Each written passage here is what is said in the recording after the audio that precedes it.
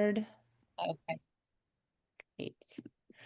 Hi, welcome everybody. I am Julie Judkins. I am the Great Trails State Coalition Coordinator, and I am excited to welcome you to one of our webinars today and give you just a quick welcome from the coalition and let you know what the coalition's all about before I hand over to our incredible speakers for the day.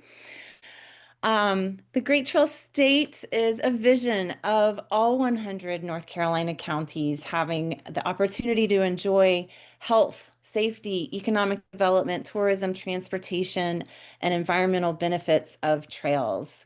We see the success of a Great Trail State being adequate and recurring funding for our Great Trail State program to support trails policies and development across all 100 counties, and of course, a strong and popular Great Trails State brand so that you're never far away from a really great trail experience here in North Carolina. And we do that by having diverse stakeholders across the state, all different kinds, industry partners, agencies, municipal partners, cities, towns, and counties, nonprofits. We work across all different trail surfaces, all different kinds of trail users and experiences, and again, across all of our counties here in North Carolina for one voice oops, my screen is getting funky there. One voice for trails across North Carolina. And we're so grateful to our coalition members. We're a growing membership and coalition working together on behalf of trails across the state. We've got our orange members that are highlighted for the newest members who have joined. And of course, we couldn't do this work without our state agency partners working together hand in hand. In our advocacy, development, planning, design, and stewardship of trails. So one of the great things that we like to bring to our cities, towns, and counties are these webinars so that we can continue to have resources for both coalition members and all cities, towns, and counties across North Carolina, whether you're a member or not, to different research and program promising practices for developing trails across the state. So today we're going to hear about design best practices for greenways from our partners at McAdams. And please dial in also on December 2nd. We have promising practice for paddle trails and blueways across the state. On January 13th in the new year, we'll kick off our series with engaging communities in the seam and talking about multi-jurisdictional trail development. And in February, we have our DOT partners coming to talk to us about the prioritization process for trail projects. So you can find all of these on our website at greattrailstatecoalition.org, CTCT. And just as a reminder that the brand is open to everyone, we want to lift and leverage this for our Great Trail State. So we ask you to learn about how you can use the brand through the toolkits that we have available. They're open source resources, so please feel free to use these awesome logos and resources on your websites, in your socials, and when you're talking about your trail experiences and your trail projects in your communities. As I mentioned, we have these two awesome toolkits that help you in using and celebrating the brand, and you can find them at greattrailsnc.com. And one other thing that you can use is to share your own events. We have an events calendar, and you can upload those directly at greattrailsnc.com in the events calendar. And a last little reminder that just when you are telling stories and sharing about your excitement of trails in your communities and within your projects, to tag us. And that really helps us grow the brand and grow trail development and excitement and success for the Great Trail State here in North Carolina. Oh, I did have one more announcement, and that is our conference, which is coming in 2026. So look for the call for proposals and sponsorship opportunities and Film Fest information coming literally, hopefully by the end of the day today or early tomorrow morning. You can find out more information on our website, but it should be hitting everybody's inboxes if you're signed up for our partner e-news um, really soon. We are looking forward to seeing you there. So with that, I am going to stop sharing my screen and introduce McAdams and let you all introduce yourself, Iona and Jimmy. Thank you so much for being with us today. Thanks for the great introduction, Julie. I love that you ended on the conference because Jimmy and I presented a lot of this material. It has been updated, but we presented this at the first conference last year. And it was, it brings me back to being in that patch room, and we had such great engagement and great questions. So we are delighted to be here again. My name is Iona Thomas, and I work with Jimmy and our active transportation team to deliver greenways, bike lanes, everything that a community needs to be able to move around safely, walking or biking. And Jimmy, I'll let you introduce yourself. Sure. I'm just so glad to be here today. Yeah, I'm Jimmy Prestwood. I'm a professional engineer and Greenway project manager with McAdams. I can confidently say and proudly say I've spent my entire professional career designing greenways, which I know some folks it takes a minute to find the sweet spot there, but I got very lucky by stumbling right into it when I moved up to Charlotte in 2019. So yeah, we're excited to spend some time with everyone today, and I'm gonna let Iona kind of get us started, but we did want to prompt everyone. We want to kind of see who's in the crowd. Please drop these following things in the chat if you can. You know, your name will pop up, but your organization. What is the biggest Greenway related challenge you face right now? And what is the most important thing for you to get out of today's presentation? And as we have some time at the end, if we don't hit it during our technical piece, we'll try to make sure we get back to it at the end. So Iona, I'll let you take it away.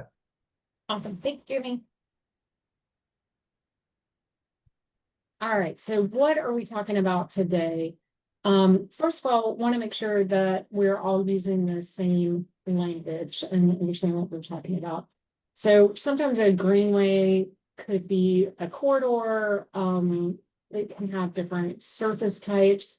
Today, we are talking specifically about paved trails and the design process for getting paved trails on the ground.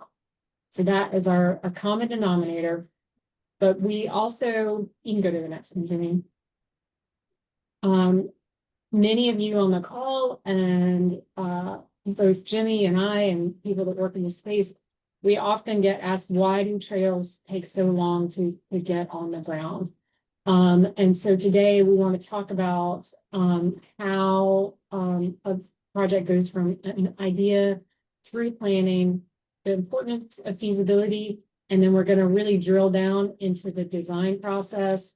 And then, of course, there's construction, and then you and your communities are programming and operating and maintaining. So today we're really focused on the nitty-gritty of the design process, and then what it takes to enter that phase of the project really well prepared.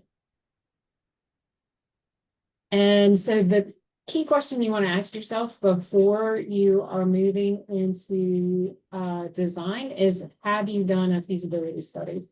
We have had over time here in North Carolina difficulties delivering bike ped projects, delivering greenway projects, and that is largely due from skipping straight from a planning phase, kind of a fat line on a map, skipping directly from that with kind of a linear takeoff cost estimate into a design process. It is vitally important for you to go and invest in the feasibility process, and NCDOT has been a great partner with the feasibility program. But the feasibility study will take you through everything that you need to go through in terms of being ready for design. And so that's looking at funding, matching, doing some matchmaking between different types of funding, making sure that we have a logical terminus for your project. Does it start and end in a place that makes sense? That when the project is completed, it's going to have function and connection. How does it fit into future plans? Are the plans in the community? The different type of the trail width, the property that you're going to need. Are you going to need permanent easements? Are you going to be working with stakeholders that take a long time, like railroads or utility corridors? You need to know those things going in. And then coordination with other infrastructure projects. This is a huge opportunity for many communities. Many of our Greenway trails are co-located across along stream corridors, and stream corridors being the lowest point in any landscape. There are often sewer corridors there too. So we've got great examples of coordinating sewer and Greenway projects. Also, if NCDOT is doing a widening, a repaving, a bridge replacement, all of those projects in your communities are opportunities to get pieces and parts of your trail network in. And then, of course, making sure in the feasibility process that there's community support for the project that is going to run throughout the life of the project. So with all of these pieces in place, then the feasibility study is going to produce these things that feed into the design. So a refined alignment, that doesn't necessarily mean that you're down to one alignment. Often the feasibility study can identify more than one feasible alternative that would get further study and analysis in the design process. But that alignment is in a feasibility study going to be much more detailed than that fat line on a map. It's actually going to be looking at the topography, the streams, the wetlands, road crossings, railroad crossings, all of those physical challenges that it takes careful study to make sure that we know that the alignment is really going to work. The typical section, so is it going to be 10 feet wide? Is it going to be 12 feet wide? Is it going to be 16 feet wide and have a biking section and a separated walking section? Getting consensus on that typical section is very important. A comprehensive budget. Now, what we mean by a comprehensive budget is that you're not just getting a construction estimate. You, in a feasibility study, will be getting an estimate for a range of how much it should cost to design the project. You will get the construction estimate and then instructions on how to escalate that construction budget to the correct build year. We have a lot of horror stories of people programming budgets and not having the appropriate support to escalate it to the correct build year. And so by the time you get to the build year, the inflation has taken over and really complicated that project. That comprehensive budget will also include inspection and CEI services and construction administration. So everything that your committee, your community is going to need to understand what it takes to commit to the project. And you'll be able to stand in front of your city, town council, or your county commission, and with confidence tell them how much the project is going to cost. The funding sources will be identified, not necessarily in the bank. You might still have to be pursuing this. Community support and understanding of any community challenges will be in place. The implementation plan. So sometimes projects are quite large, and so they get phased. And then the permitting requirements, what stakeholders do you need to make sure that you are lined up to get your permits or your approvals from? And then your real estate strategy, how much permanent easement do you need? How much temporary easement do you need? Who is going to procure those? And what's the overall strategy for moving them? And so you can see at the end of the feasibility study, there are a lot of pieces in place that allow you to move into design with confidence. So we're going to assume for this presentation that you have done all of these things and you're moving into design with confidence. All right, I'm going to take it from here. So I want to kind of set the stage. We're here to talk about paved trails today. So even when we just talk about a design for a paved trail, there's really different categories we could even speak to as far as, you can have your typical riparian greenway along a stream, you can have a side path along a road, and you can also have a rail trail. So we know here in North Carolina, we have all these everywhere. So just setting the stage for the things that make these unique, and knowing if you're doing a greenway, it could be entirely different set of considerations up front than if you're doing a rail trail. And what are some of the main things for each that we want to just kind of highlight before we get into it? So if you're doing a streamside greenway, your environmental considerations are going to be, is it a FEMA studied floodplain and floodway that you're building in? You're going to be more subject to wetlands because, as Iona mentioned, this is going to be a low spot. This is going to be where all the water around everything drains. You're going to be crossing streams more frequently. You might have to think about streamside buffers. So you might not be able to put the trail right next to the creek where everyone can get a good view, but you might have to set it back a little further. All these things, you're probably going to be subject to having more structures. So something we'll talk about today is use of boardwalks, bridges, other types of structures to traverse those types of things, especially getting from one side of a creek or river to the other, and property impacts. So it's very common for property lines to go to centers of waterways or creeks. And if your community hasn't gotten ahead and purchased, floodplain buyout parcels or gotten ahead on parklands along these riparian corridors, you could be subject to having to, you could be in a situation where one property owner might own to the creek and you can't get through their property, and that might be the reason that your greenway can't happen. Thinking about side paths, so running along roads, the considerations there are going to be, you're pretty much going to be dealing with NCDOT or the local municipality because this is going to be in the right of way. So similar to a roadway design in that aspect, an entirely different kind of driver there.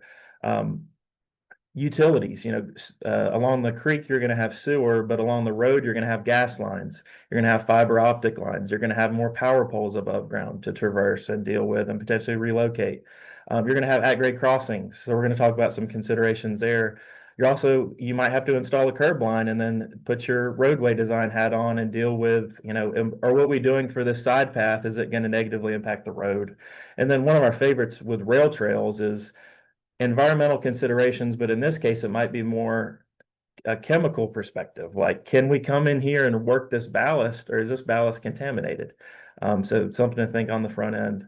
With rail beds, if you want to come in and install or build a 12-foot trail with 2-foot shoulders, you need a 16-foot wide bed. Well, what if the graded rail bed is only 8 feet wide? A lot of times we think when we go into a rail trail, we can just come in and put pavement on top of where the tracks were, and that's just not always the case.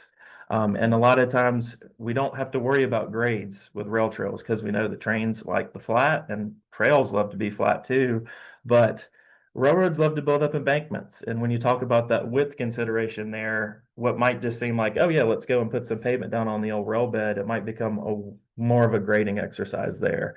And then with the structure perspective there, we know that a person walking across or someone riding a bike isn't going to send a bridge into some loading concerns there because we had weighted trains going over it for years. But can we keep the trestle that used to be there without having to build a new boardwalk or a ped bridge? So just some different things to get our minds going on.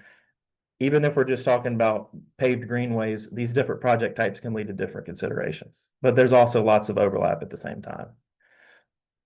So the typical design evolution. So when you think about a design process, you like to break it in phases. What's not going to happen is the project is not going to go from 0 to 100 in one step. There's lots of things have to happen. And one thing right off the front is we just want to say this is a typical design process. This is not exactly how it has to go. There's some designs that can go from 0 to 50 or maybe 0 to 75, but there's really no case where you can go to 0 to 100 because of the intermediate checkpoints that need to happen. So just for this typical design process, one thing we always like to communicate is a 25% design is not representative of every single aspect of your project being a quarter of the way there. It means there are certain things that need to get set forth first, like your typical sections, your horizontal and vertical alignment, and your construction limits. And taking a look at, do you need a bridge? Do you need a boardwalk? But not going as far as what type of bridge? How long is the bridge specifically? Because down below, we have some things that need to happen, like your field survey. That's not going to happen in 2 days. That might be something that takes a few weeks. Your environmental investigation. So are there wetlands, or official wetlands, that we need to be concerned about?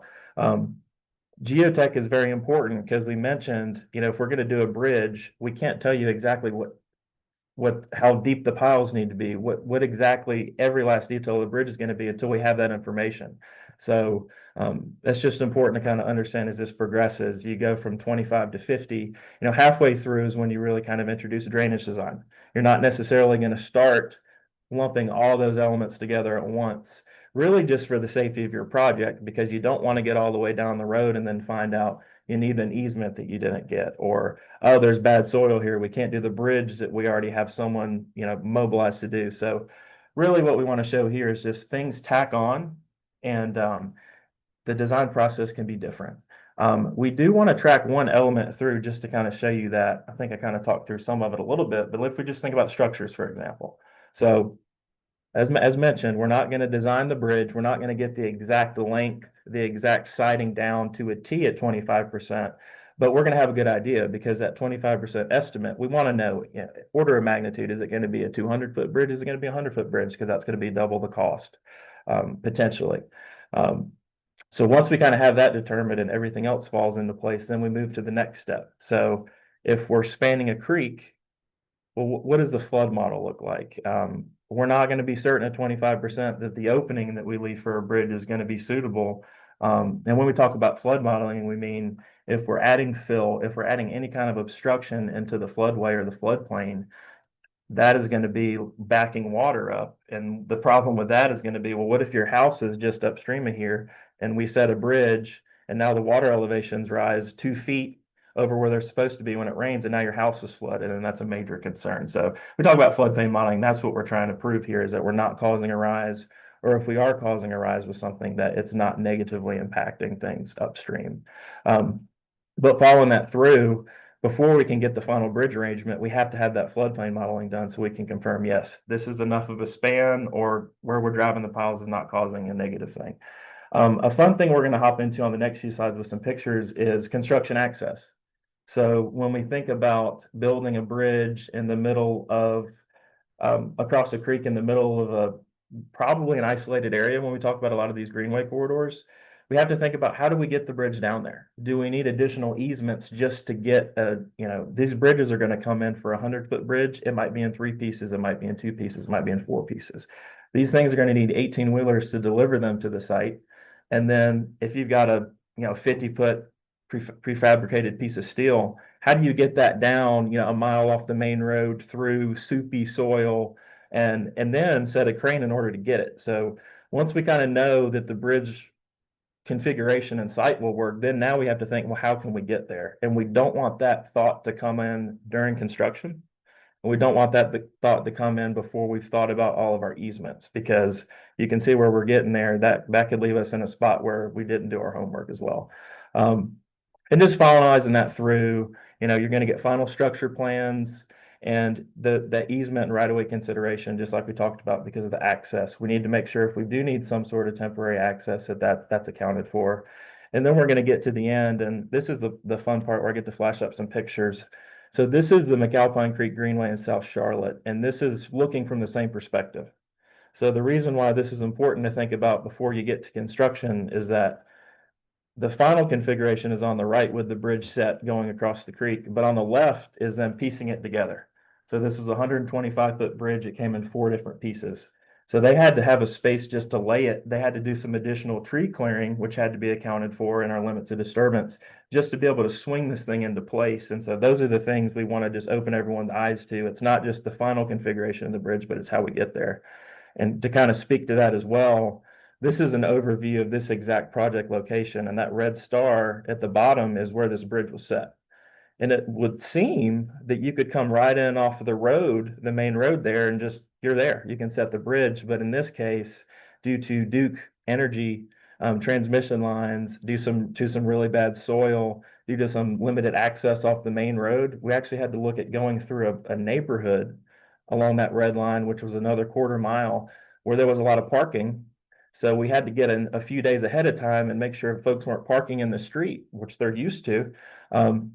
But it just takes time, and these little critical things are just going to be important for setting up the project for success. So just wanted to share that one little story, walk that through on the access perspective. So some other critical coordination items.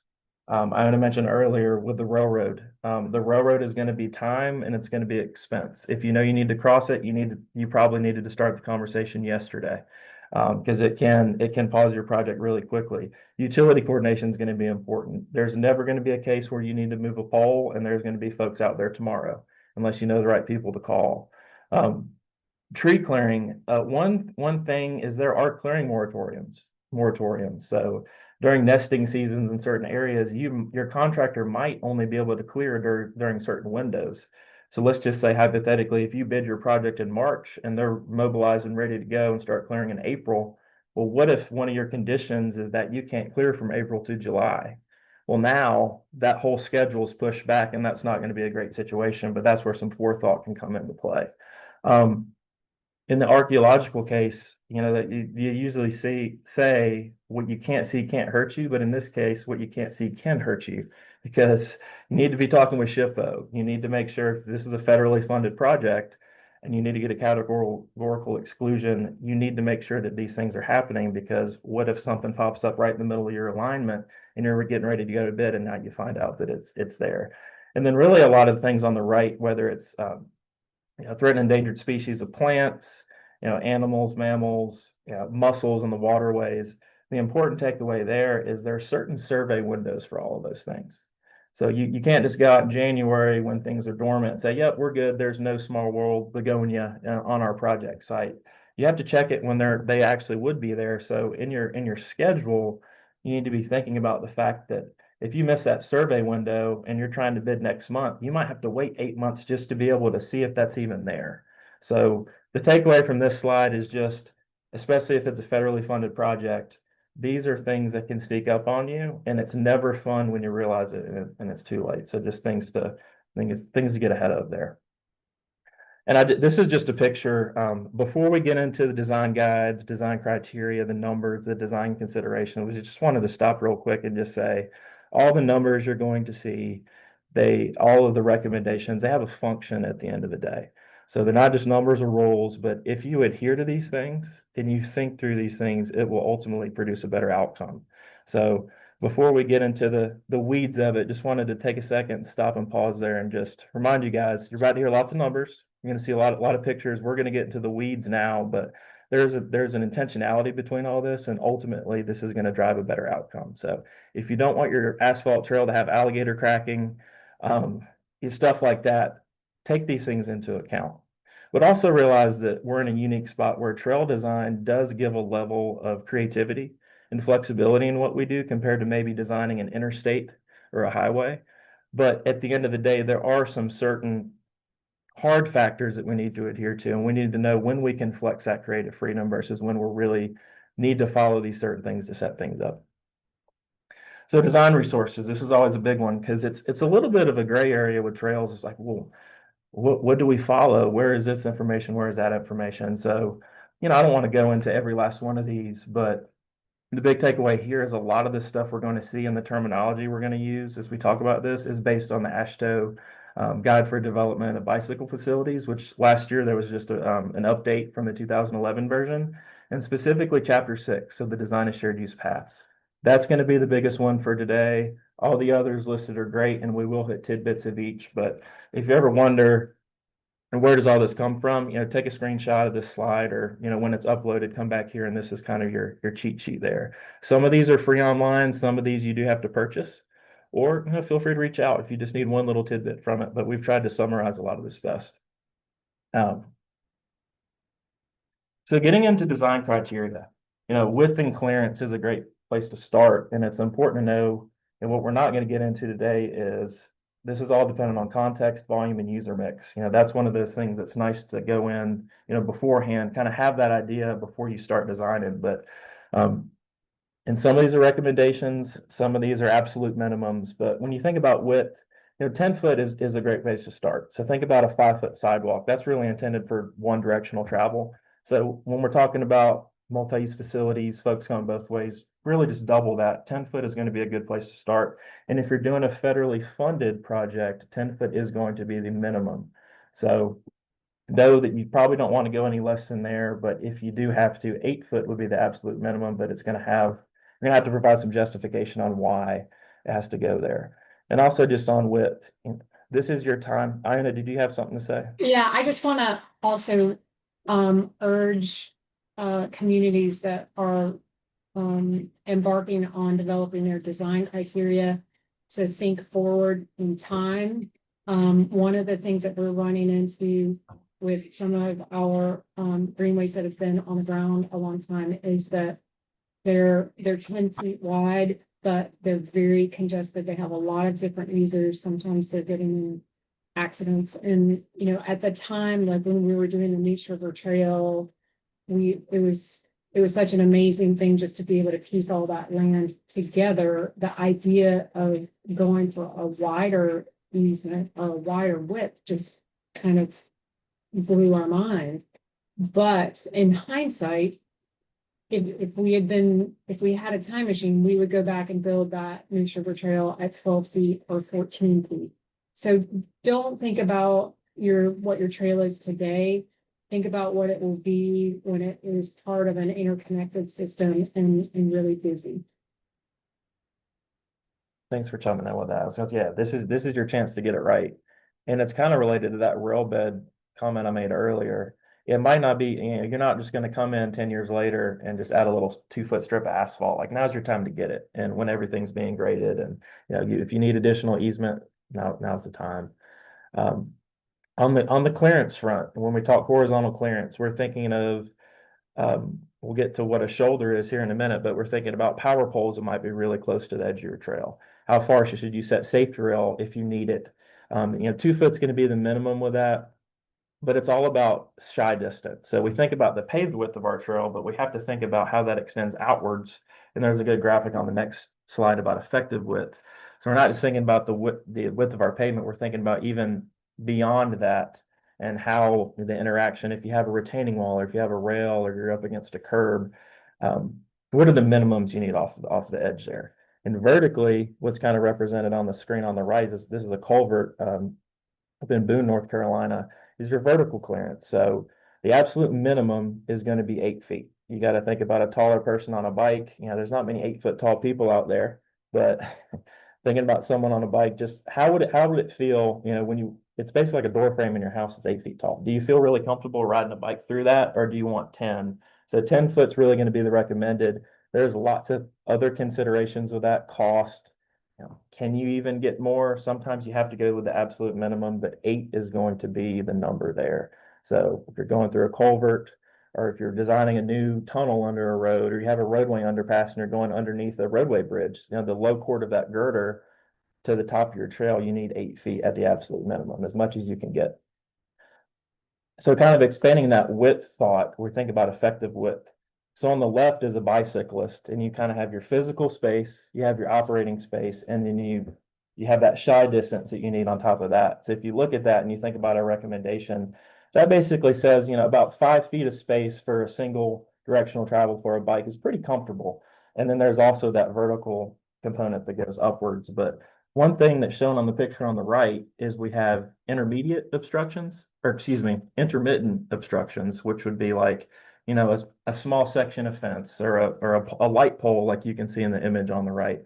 And you have continuous obstructions, like a fence that goes forever, or a curb line or a retaining wall that's a few 100 feet long. What we don't want at the end of days for these trails to feel like cattle chutes.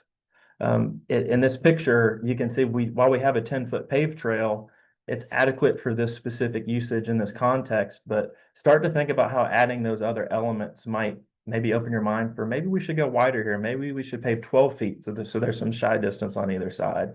Now, is this going to feel comfortable for everybody? So cross-sectional features. So this is where we introduce cross slope, side slopes, shoulders, and railing. So the graphic on the screen is really intended. So the right side, so there's that line that's going up and down that's labeled as a center line. The right side is a constrained case. So maybe you have a hard property corner or a stream, top of bank to hit, and you only have so much space. And the left side would be kind of a desired. If you have all the space in the world, this would be more of a desired section. But when you talk about cross slope, this is not something you're going to see with the eye, but it's important because when water lands on our trail, we don't want it to stay on our trail. So in Greenway design world, cross slope is really just drainage driven. We want to make sure water gets off the path. It's not as much about anything else really other than making sure we have positive drainage. But 2% is going to be your maximum cross slope there. But one thing we want to introduce is design tolerance. So if you design everything to the maximum, is your contractor going to be able to build it? And if you design it to 2 and it winds up being 2.3 and you have that final inspection, do you want them to have to rip out the panel? Or do you want to put some fluff in there? So we always make a recommendation for your cross slope to go 1.5%, but it's really not something you're going to see with your eye. It's something that's going to be, spotted with a level or a drop of water is going to figure that one out. So side slopes, when you're building up on grade, 3-to-1 is going to be recommended. 3-to-1 is mowable. For trail construction, we're normally not too high in the air where it feels like a roadway embankment. It's going to feel really, really crazy. But 3-to-1 is going to be your number to start with. And in constrained cases, you can deviate to a 2-to-1. Now, there are some considerations with 2-to-1. If you don't have enough of a shoulder, which we'll get into in a second, you might have to introduce some safety rail. It's not going to be as mowable, but there are cases where you just have to do what you have to do in these situations. And if you don't want to pay for a wall, a 2-to-1 slope in some cases suffices. So shoulders. So this is that area on the side of the pavement. So we don't want to go just straight from our 10-foot paved width right into a 2-to-1 slope.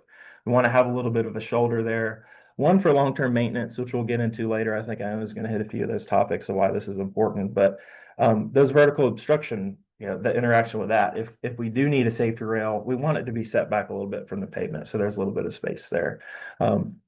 But 5 foot would be recommended from the case of long-term maintenance. So being able to ride a mower there, you don't want your grass growing right into your asphalt or concrete trail. So you want to have a 5-foot shoulder there so the maintenance crews can come in and mow it long term, and also just give you a recoverable area. So if you're on a bike, maybe there's a group of folks sitting there talking and you actually have to deviate from the pavement, go through the shoulder, get around them. That's the kind of stuff happens all the time. A 5-foot shoulder is where we would recommend starting for a lot of different reasons. And the introduction of safety rail, the case on the right shows when you can't get the 5-foot shoulder, if you only have 2 feet, you're probably going to have to put in a rail. And if you do, what's the purpose of it? It's just like guardrail when you're driving down the interstate. It's to try to protect us from something bad happening, meaning, falling into a drainage path or, falling off a wall in this case that's high.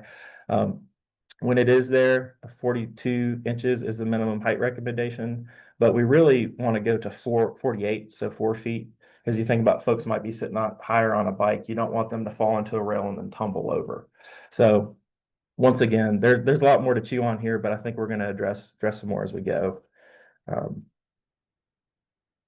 So this is just a real world example of that. If you're riding your bike through here and there's not a rail there, you're not going to see that drop off over in the right picture, that drainage pipe and that drainage structure and that 3-foot drop off from the trail.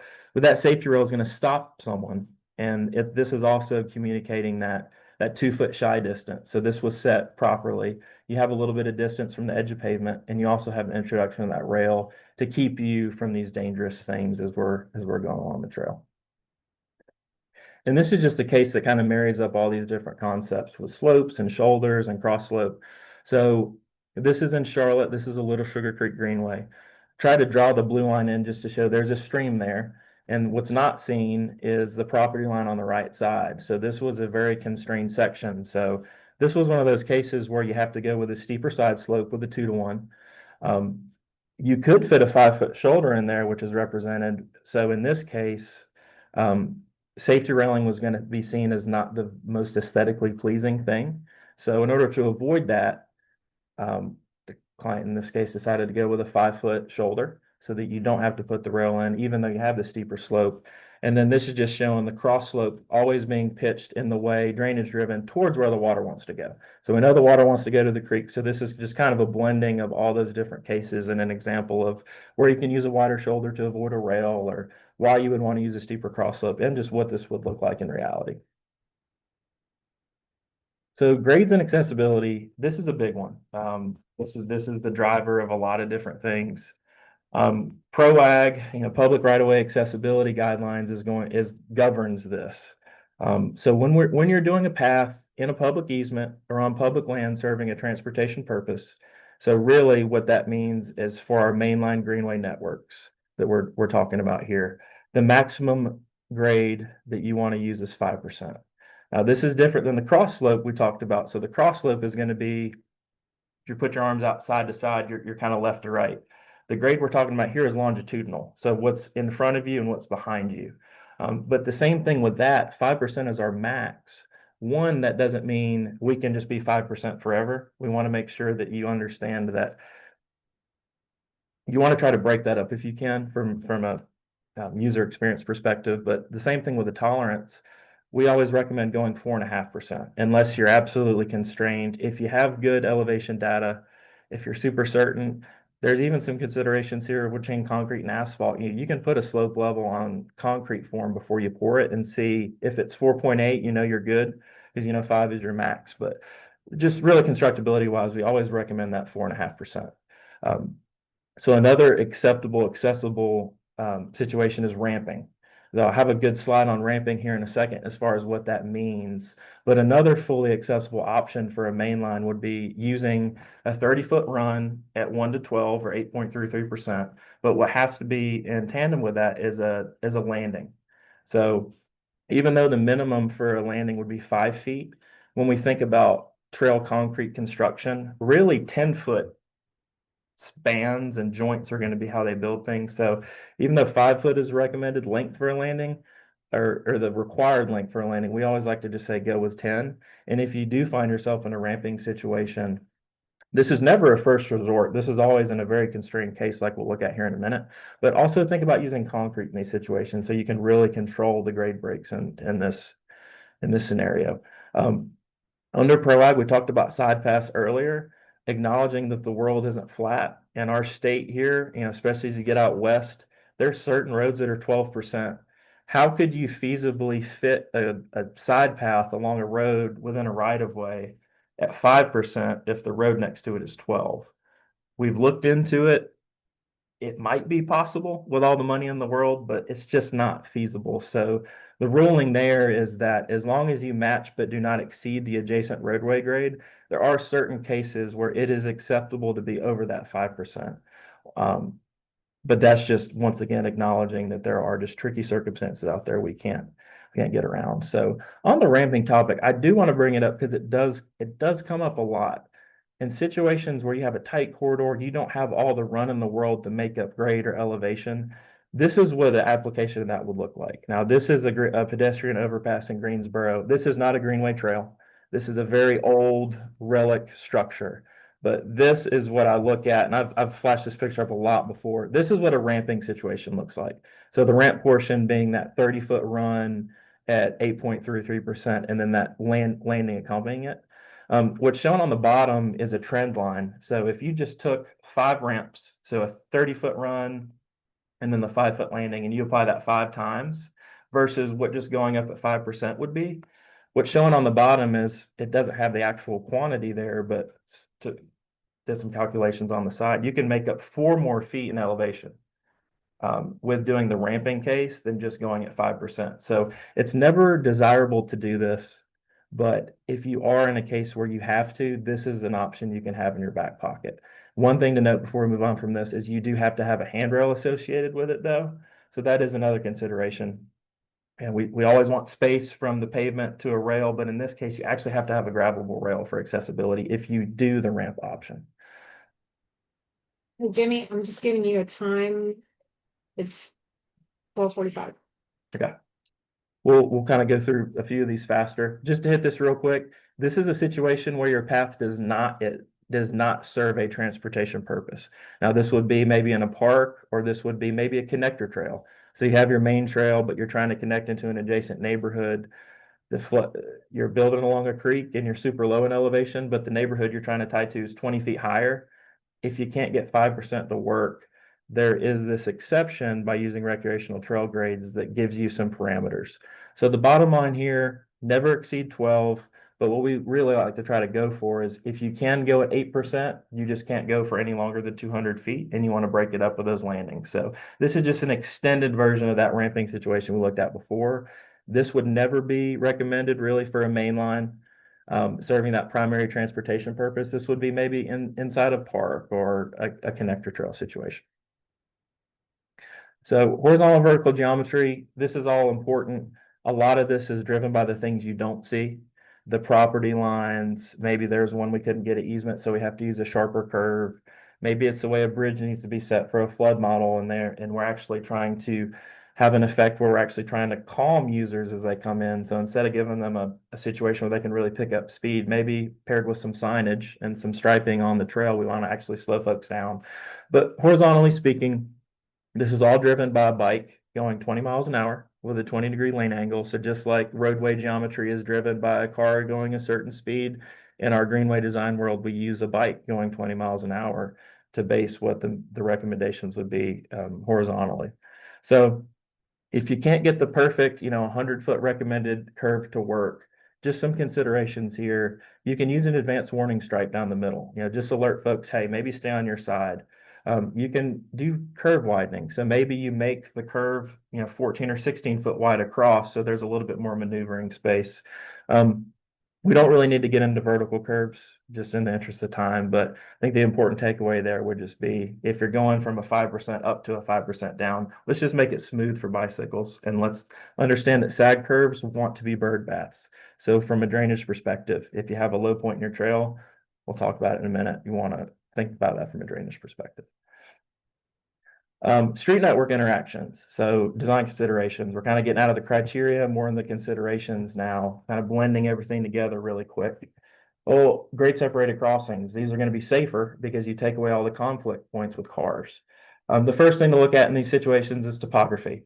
That's what's going to give you the ticket to, can I do a bridge over the road? Do I need to do a tunnel over the road? If you're trying to go under a road and the road's 30 feet higher than where the trail wants to be, that's going to be a tunnel situation. If the road's 20 feet below where you want to be and you have a high ground to high ground situation, what is represented in this picture on the right, where this project's going to be going over an interstate, you want to find that high ground to high ground because that's going to be the best place to set your bridge. It's going to be the most constructible, and it's also going to be cheaper because you have to have less approach structure to make that happen. If you do find yourself in a bridge scenario, vertical clearance from the bottom of your bridge to the roadway, that sweet number is going to be 17 feet 6 inches. That comes from NCDOT. And then just some considerations with a culvert. So whether, if you're along a stream and there's already some culverts there, and that's your only ticket to get from one side to the other and continue your trail, you got to think about the flood model. That's going to be a place to start, because going in and putting in pavement and putting in an obstruction and a culvert is going to be something you just can't go forward with until you know more about it. You're also going to think eyes on the trail, from a safety perspective and also from a maintenance perspective. These are low points. These are meant to be flooded. If you are doing a trail in that situation, think about that. Think about maybe considering lighting. If it's a really long tunnel, if you can't see from one side to the other, there's going to be some safety concerns there. So ped bridges. So these are going to be used if you're trying to get from one side of the creek to another. If you have some limitations, maybe you have to span a sewer easement and you can't drive, piles pretty frequently. If you need a wide hydraulic opening like we talked about earlier, you're going to have to go with a ped bridge. So considerations are on the width. This is a place where people like to stop and look. It's might be a tad more expensive, but if your trail is designed for 10 feet, maybe consider going with a 12-foot wide bridge, or even more if you can afford it, because these are going to be the places that people are going to stop and they're going to look. And from a loading requirement perspective, a decision you have to make is it okay to maintain vehicle, so like a little maintenance gator going across this, which would be H5 loading, or does it need to be beefed up to where an ambulance could drive across it? Options here, prefabricated steel truss, that's going to be the most common, but as you can see in the bottom picture there, you can have a low water reinforced concrete slab type bridge, flood model considerations there, lots of other things to go into there, but in the interest of time, we'll kind of move forward with it. But yeah, material options, weathering steel, painted steel and fiberglass are all different things you can consider, but it's really all going to come down to what does your span need to be, what kind of depth of structure do you need there? With boardwalks. So this is going to be an application for shorter spans. So maybe you're just crossing a smaller tributary. You're not really crossing a 50-foot wide creek. You just really need a 20 or 30-foot boardwalk, or maybe you're going through a wetland, and this is going to be the best case to ensure you don't have to mitigate a bunch of wetland impacts. And one, you can keep the environment closer to what it wants to be and what it is today. Same loading